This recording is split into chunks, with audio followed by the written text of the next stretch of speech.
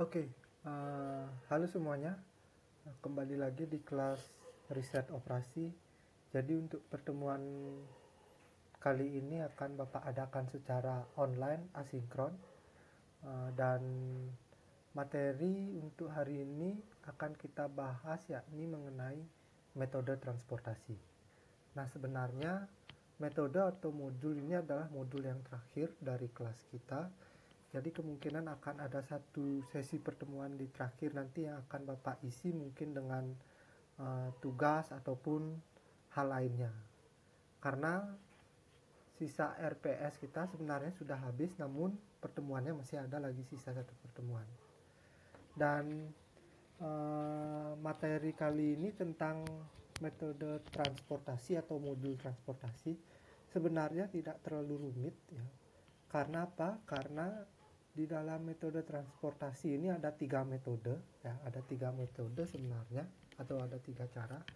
Namun di dalam 3 cara ini menggunakan software POMQM itu sudah mampu terjawab ketiga-tiganya, sehingga nanti PR-nya adik-adik tinggal mencari nanti cost atau efisiensi yang paling terendah. Nah, oleh karena itu Bapak akan berikan penjelasannya dulu di awal. Setelah itu kita akan berbarengi dengan praktik langsung menggunakan POMQM.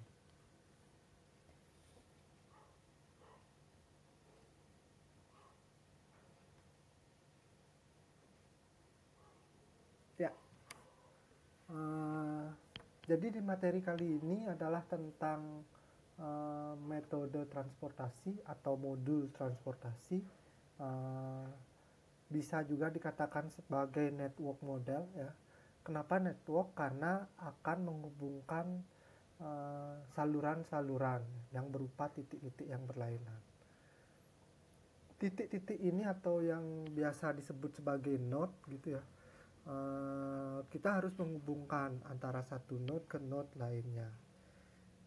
Kenapa network model atau model transportasi ini penting dibahas di ranah riset operasi?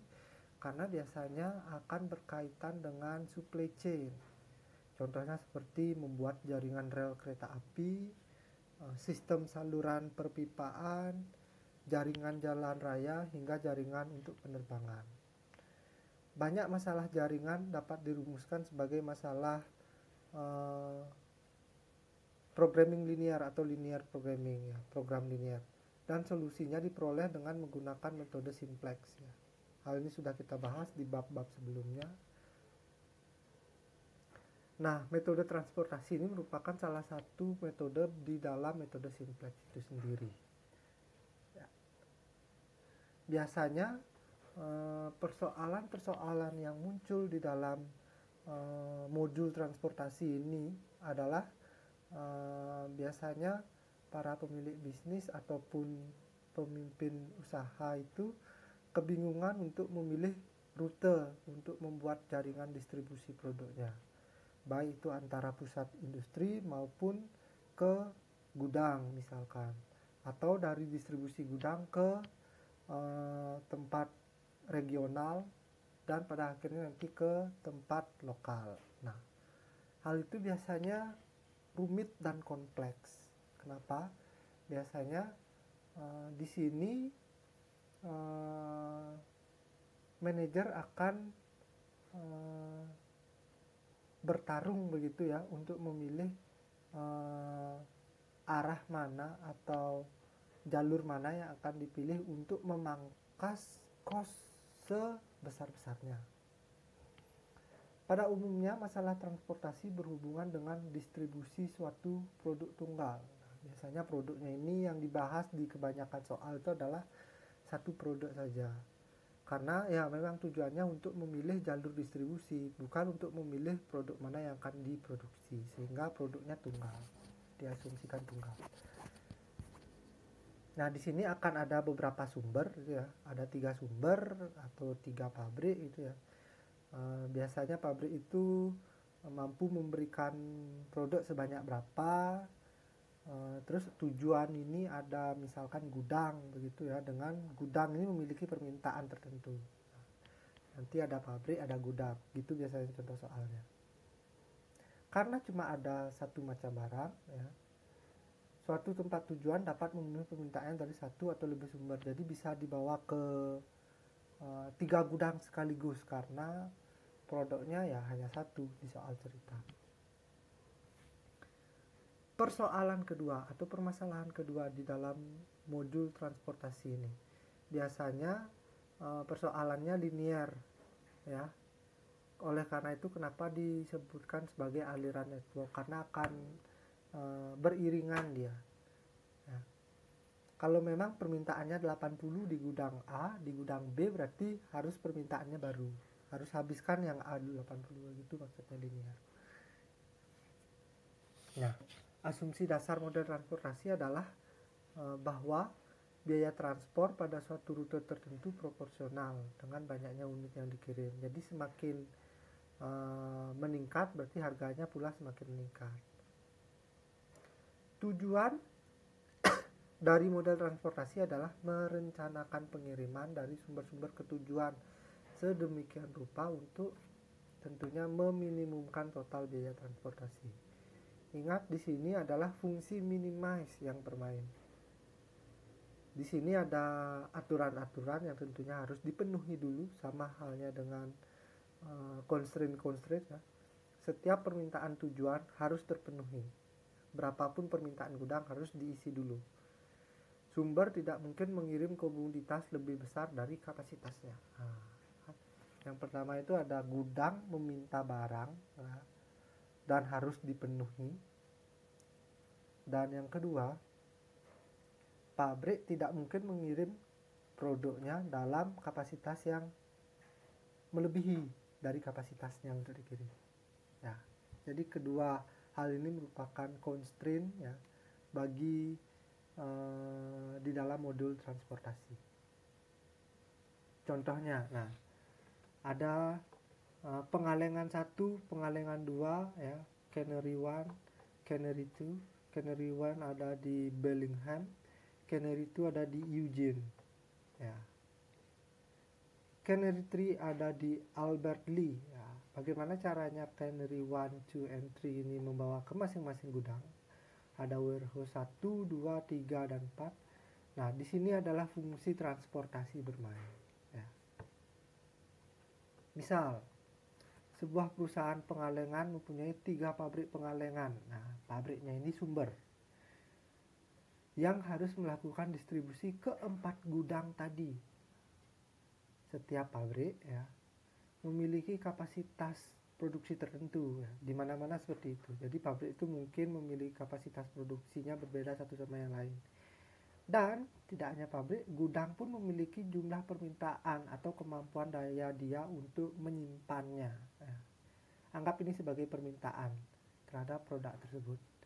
Biaya transport per unit dari masing-masing pabrik ke masing-masing gudang tentu berbeda karena ada jarak dan lain sebagainya. Nah, masalah yang timbul biasanya adalah menentukan jumlah barang yang harus dikirim dari masing-masing pabrik ke masing-masing gudang dengan tujuan tentunya meminimumkan biaya transport. Itu sih yang biasanya akan dijawab di dalam modul transportasi ini, bagaimana meminimumkan biaya transport. Contoh ya, suatu perusahaan pupuk ya mempunyai 3 pabrik, berarti ada 3 sumber. Kita sebut saja P1, P2, dan P3 dengan kapasitas masing-masing pabrik 120, 80, dan 80 ton per bulan ya. Jadi 120 ini adalah untuk pabrik 1 menghasilkan 120 ton pupuk, 80 ton untuk pabrik 2, dan 80 ton juga untuk pabrik ketiga. Pupuk ini yang dihasilkan oleh semua pabrik ya dikirim ke lokasi penjualan, yaitu G1, G2, dan G3. Jadi ada 3 pabrik dan ada 3 lokasi yang harus dikirimkan dari pabrik itu langsung. Masing-masing memiliki permintaan 150, 70, dan 60 ton. Ongkos angkutan per ton ya berikut ya, sesuai di tabel ya. Adik-adik, cara membaca tabelnya adalah ini adalah kolom untuk pabrik, ada 3 pabrik, 1, 2, 3. Dan ini adalah kolom untuk permintaan.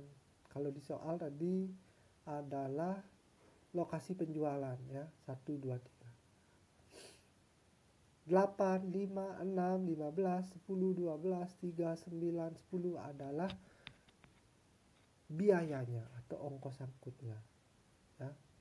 Kalau dari pabrik 1 membawa ke lokasi penjualan 1, ongkosnya adalah 8.000. Dari pabrik 1 ke lokasi penjualan 2, ongkosnya adalah 5.000 dan seterusnya ya. 120, 80 dan 80 ini adalah kapasitasnya ya. Kapasitas pabrik ya, baris ini kapasitas pabriknya.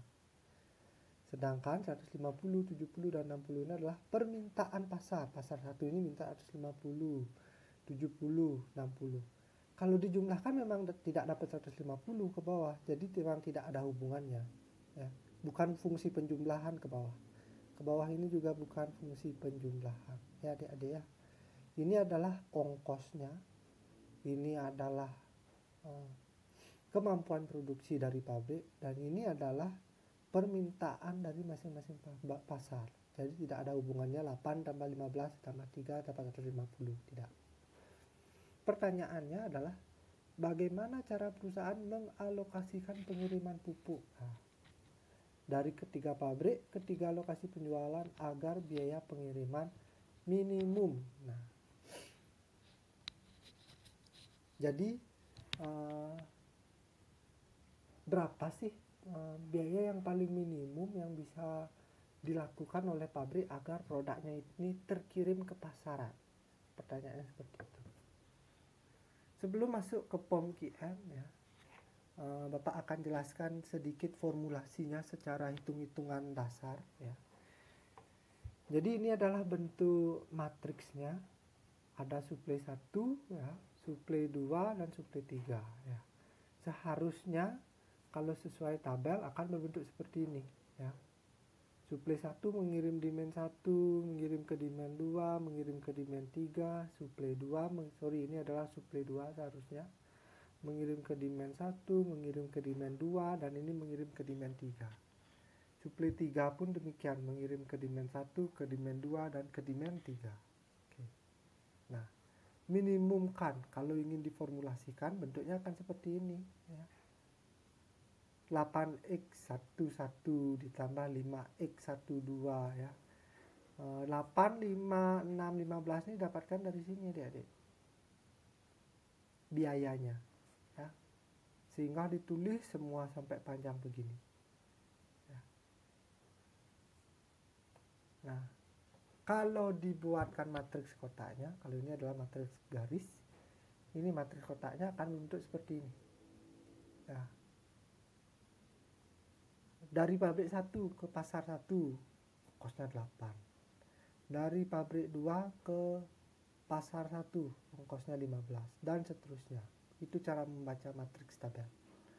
Kalau matriks garis membuat adik-adik bingung untuk membuat formulasinya, ingat ini namanya formulasinya set sama dengan 8x11 ditambah 5x12 ditambah 6x13 dan seterusnya.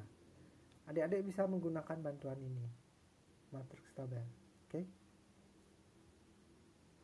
Pak lanjut. Nah, cara memecahkan permasalahan tadi adalah ada 3 cara. Yang pertama itu ada Northwest Corner Rule ya. Yang kedua ada Least Cost Value, dan yang ketiga adalah Vogel Approximation Method atau VAM ya. Nah, biasanya dari ketiga metode berikut sudah dites ya, yang memiliki atau memberikan opsi untuk meminimumkan biaya ya, yang memberikan opsi biaya paling terkecil itu adalah yang Vogel Approximation Method atau VAM ya. Ini adalah langkah-langkahnya ya.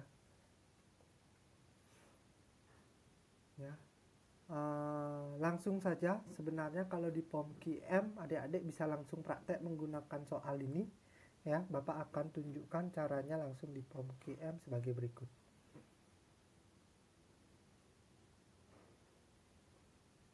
Ya. Kalau ada yang memiliki aplikasinya bisa langsung memilih modul transportasi, seharusnya bisa muncul. Tapi kalau yang menggunakan Excel bisa ikuti panduan berikut. Yang pertama, adik-adik buka Excelnya, lalu akan mendapatkan tampilan di Excel seperti ini. Langsung saja masuk ke menu QM, lalu pilih modul transportation. Ya. Berikan judul di sheet adik-adik, misalkan tes atau latihan transportasi.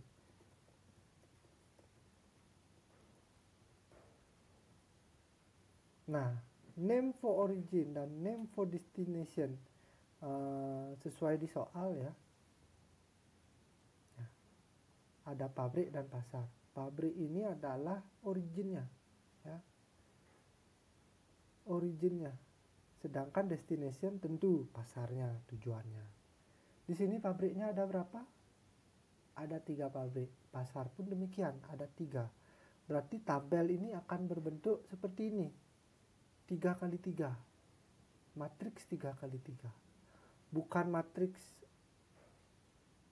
4 kali 4, ininya nggak usah dihitung ya. Tapi dari sini. Ya. Ini adalah matriks 3 kali 3 karena memiliki 3 pabrik dan 3 tujuan atau 3 pasar.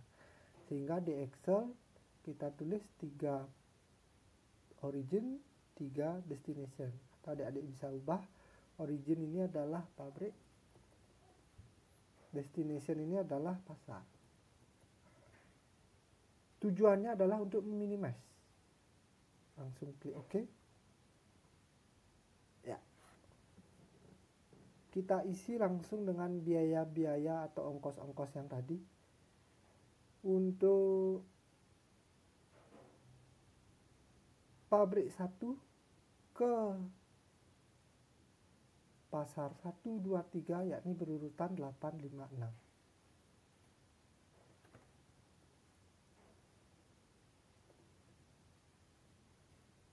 Pabrik 2 ke pasar 1, 2, 3, 15, 10, dan 12.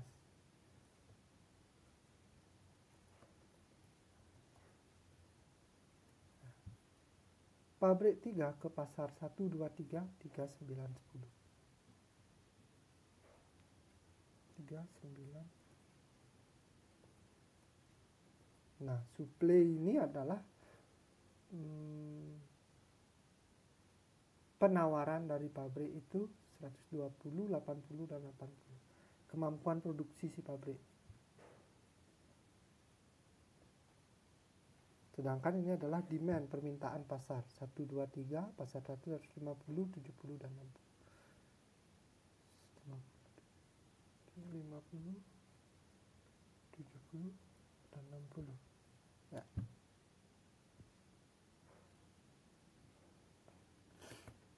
Di saat tampilan seperti ini, adik-adik tinggal langsung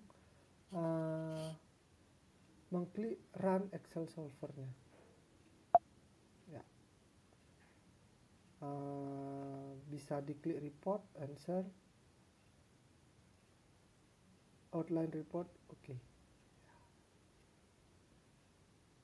Final value adalah 1920. Tetapi hasil ini tidak cukup ya. Si pabrik ya akan mengeluarkan ongkos paling terkecil itu adalah 1920 atau 1920.000 ya. 1920 perak, sorry ya. Tapi pertanyaan selanjutnya adalah barang-barang itu melalui jalur apa saja. Kita kembali lagi ke sheet tadi ya, ke transmin ini ya. Caranya membaca adalah seperti ini ya. Jadi pabrik 1 harus mengirim ke pasar 1. Pabrik 1 mengirim ke pasar 1 dan pasar 3 ya.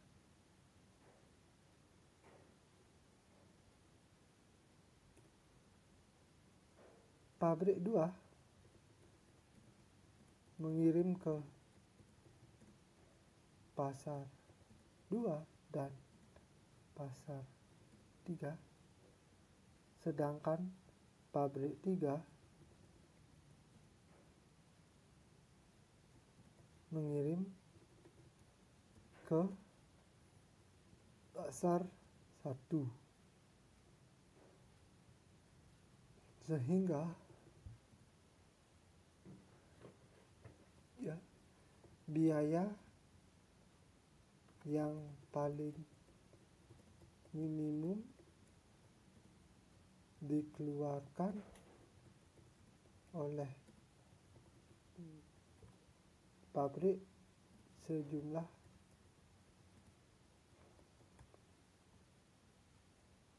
ya, selesai. Oke, ya. Ya. Ingat, pabrik ini memiliki batasannya 120, 80 dan 80. Jadi pabrik 1, 2, 3 ini hanya mampu berproduksi pupuk itu sejumlah ini. Ya.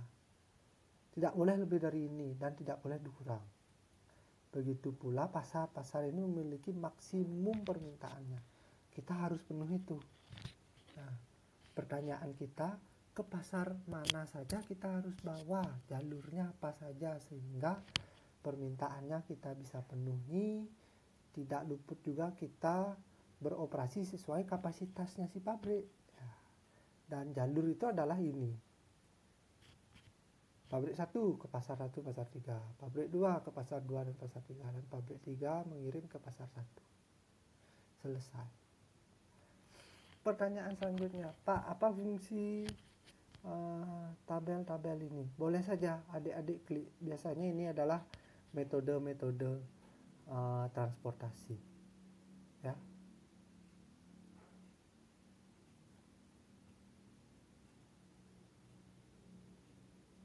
Ya, ada 3 metode tadi ya. Ada Northwest Corner Rule, Least Cost Value, dan Fuel Approximation Method. Adik-adik bisa cek satu persatu dari 3 metode ini yang mana memberikan total cost yang paling terkecil. Yang pertama kita cek coba Northwest Corner. Memberikan 2690. Rutenya pasti berbeda. Ya. Karena biasanya aturan Northwest Corner ini adalah harus mulai dari kiri atas. Ini harus dipenuhi dulu 120 ini. Ya. 120 ini harus dipenuhi dulu. Ya. Harus bergerak dari sini sehingga suplainya yang memang berhenti di sini, penuhi 120. Yang kedua, kita coba minimum cost atau least cost value, ongkos terkecil. Ya, memberikan total cost 2060 masih cukup besar ya. Least cost ini atau minimum cost ini adalah berangkat dari cost yang terkecil dulu diisi. Ya. Kalau di antara kalau untuk pabrik 1 ke pasar 1, 2 dan 3 dia harus berangkat ke pasar 2 dulu untuk dipenuhi karena memang costnya yang terkecil. Baru ke 6. Ya, sehingga 70 ditambah 50 ya 120 hasilnya. Oke.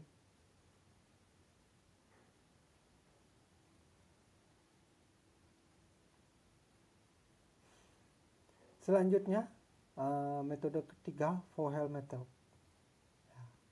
Ini adalah yang tadi yang memang memberikan total cost yang paling kecil sehingga biasanya kalau adik-adik menggunakan fitur Run Excel Solver ini sudah otomatis memberikan total cost yang paling terkecil sehingga paling amannya saran Bapak menggunakan tombol ini ketimbang adik-adik mencoba memilih satu persatu ya. Tidak masalah metode mana nanti yang akan dipakai, toh juga kita akan mencari ini untuk jawabannya ya. Jalurnya kemana saja ya.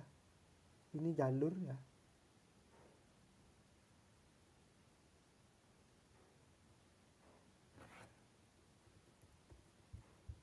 Nah, ini adalah hasil akhir.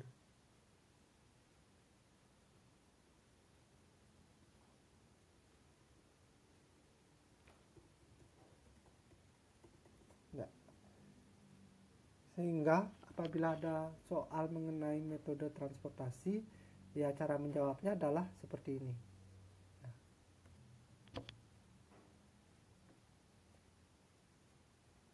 Slide ini akan Bapak share ke adik-adik, dan adik-adik bisa mencoba soal latihan 1 ini menggunakan software POMQM-nya masing-masing. Ingat ya,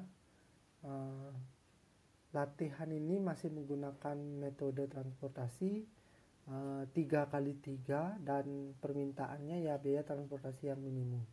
Buat model dan solusi awalnya, hitung Z-nya. Nah, kalau pertanyaannya hitung Z-nya ini berarti adik-adik harus membuat tuh formulasinya. Formulasi itu adalah yang ini